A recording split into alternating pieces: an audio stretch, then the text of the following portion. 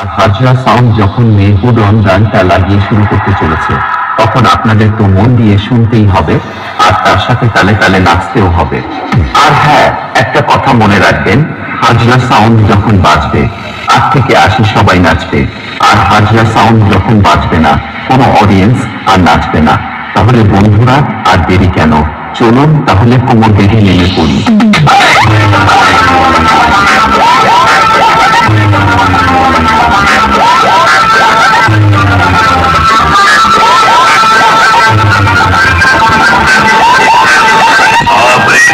कृपया ध्यान दें, आप जिस व्यक्ति से कंपटीशन करना चाह रहे हैं वो आपकी औकात के बाहर है।